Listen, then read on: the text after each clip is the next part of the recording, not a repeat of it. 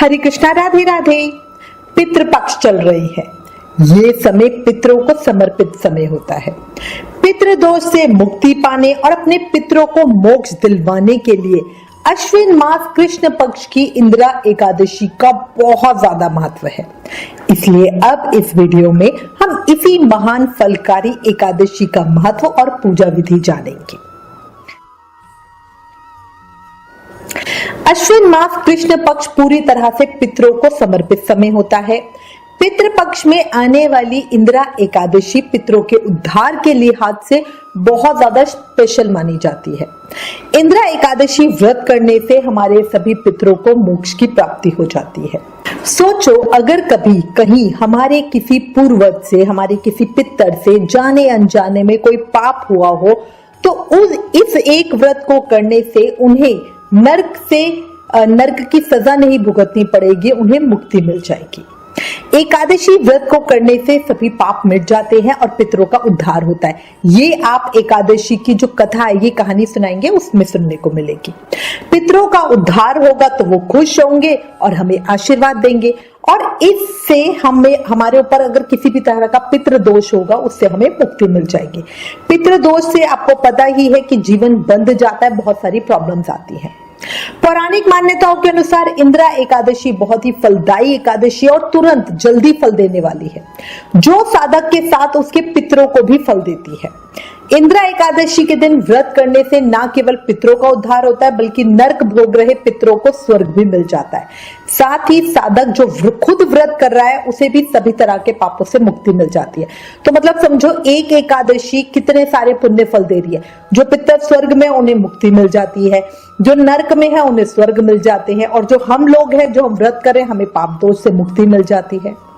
मतलब ये एक एकादशी व्रत हमें, हमारे पितर और हमारे परिवार सबको आनंद देने वाली एकादशी है। एक और बात, कई बार क्या होता है कि पितरों का उद्धार ना होने के कारण घर में पितृदोष लगा होता है, जिसके कारण हर काम में बहुत अड़चने आती हैं, जो हमें पता ही नहीं होता कि ये परेशानियां हो क्यों रही है ना।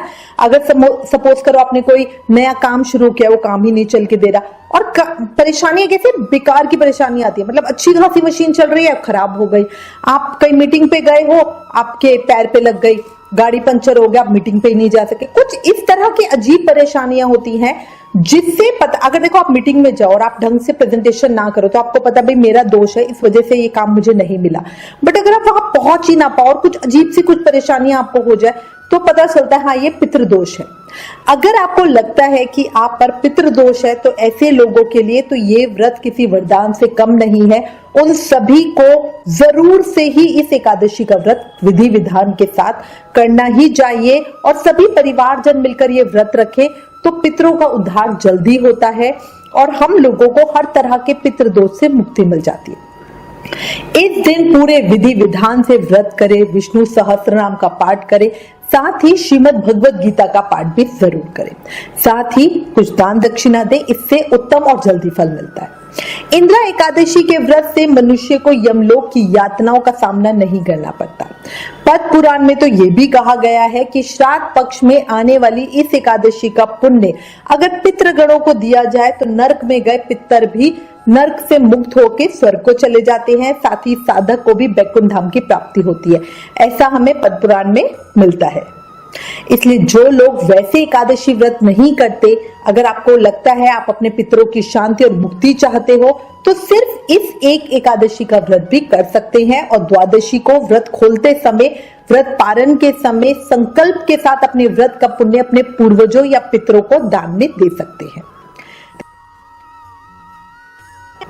अब मैं आपको इंदिरा एकादशी व्रत की पूजा कैसे करें वो बताती हूँ। इस व्रत का पूरा फल तभी मिलेगा जब इस व्रत को पूरे विधि विधान के साथ किया जाएगा। अपनी पहले की वीडियो में भी बताया है, जो लोग व्रत नहीं कर पाते किसी भी वजह से, बीमारी की वजह से, किसी भी वजह से, वो पूजा जरूर करें, व्रत कथा जरूर सुने, इसका भी विशेष फल होता है। अब पूजा विधि बताती हूँ। देखो, हर एकादशी की तरह ही इस व्रत के नियम का पालन दशमी से ही करेंगे। अगर आप अपने किसी पितर विशेष के नाम से ये व्रत कर रहे हो तो फिर दशमी को उनके नाम का श्राद्ध और तर्पण जरूर करना। दशमी के दिन साधक स्वयं एक समय दिन में भोजन करे और सूर्य ढलने के बाद अन्न नहीं खाएंगे। भगवान के नाम का ध्यान करते हुए रात को जमीन पे सोएंगे। ब्रह्मचार्य व्रत का पालन करेंगे। इंद्रा एकादशी के दिन ब्रह्म मुहूर्त में उठ के स्नान आदि के बाद साफ स्वच्छ कपड़े पहनेंगे, पूजा की तैयारियां करेंगे। सबसे पहले भगवान विष्णु को मन में धारण करके व्रत का संकल्प लेंगे और ये भी बोले कि आप किसके लिए ये व्रत कर रहे हो, है ना। अगर आपने सोचा है कि भाई ये व्रत का पुण्य मुझे अपनी माँ को देना है या उनको अपने ससुर को देना है तो उनका नाम जरूर लीजिएगा। भगवान विष्णु का ध्यान करते हुए हाथ में जल ले, फूल ले, दक्षिणा लेके व्रत का संकल्प करें।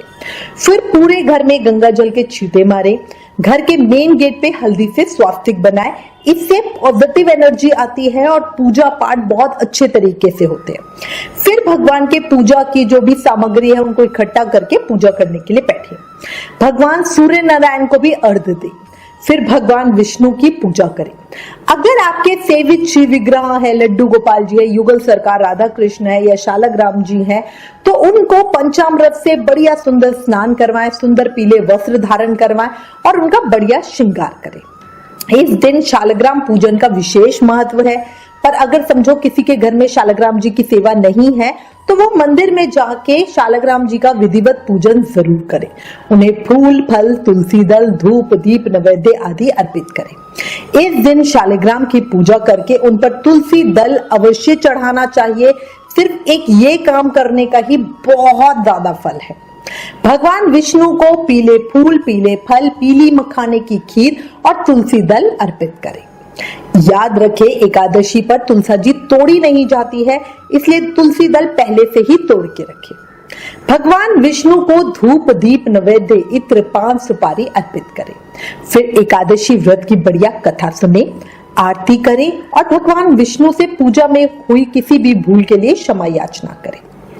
पूजा के बाद भगवान श्री विष्णु के विभिन्न स्वरूपों का ध्यान करें। विष्णु सहस्त्र नाम का पाठ करें। याद रखें, एकादशी के दिन विष्णु सहस्त्र नाम का पाठ करने से भगवान विष्णु प्रसन्न होकर सभी तरह की मनोकामनाएं पूरी करते हैं। भगवान विष्णु की आरती के साथ ही एकादशी माता की आरती करके पूजा में हुई किसी भी भूल के लिए क्षमा मांगे। पीपल की पूजा करें। पीपल पे जल अर्पित करके देसी घी के, गाय का देसी घी मिल जाए तो उसका दीप जगाएं। इस दिन ज्यादा से ज्यादा मंत्र जाप, नाम जाप करें। सपोज करो अगर आप रोज 2 माला करते हो तो एकादशी पे कम से कम 4 करो, मतलब जितनी भी आपकी माला संख्या उसको डबल कर दो।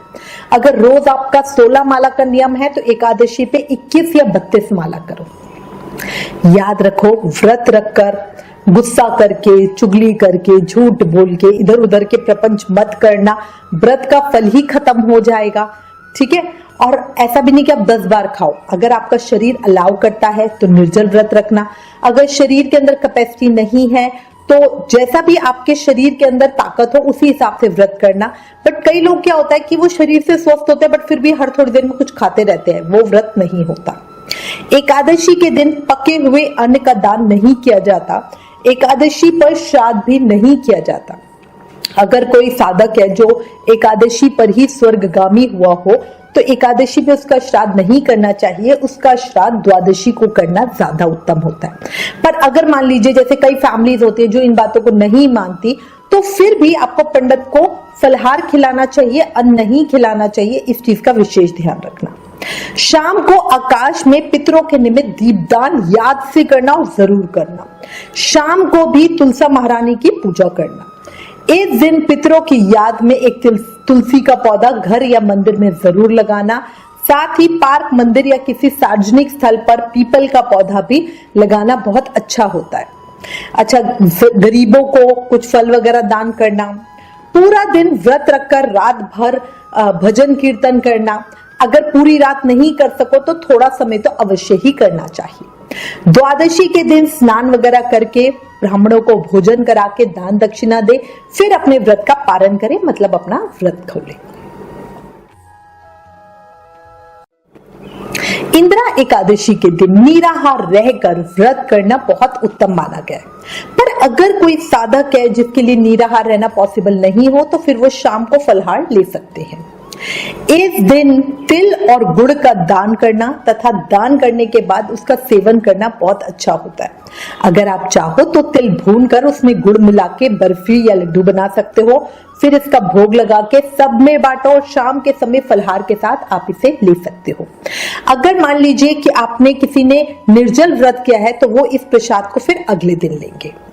किसी एकादशी महत्तम की किताब में हमें वृतांत मिलता है कि एक इंदिरा एकादशी पर गोंद का फलाहार लेने से स्त्री योनि से मुक्ति मिलती है, पर पर्सनली हम इसके पक्ष में नहीं है क्योंकि गोंद को अशुद्ध माना गया है। ऐसा वृतांत श्री देवराज इंद्र की कथा में मिलता है, जिसके कारण स्त्रियां मासिक धर्म से होती है।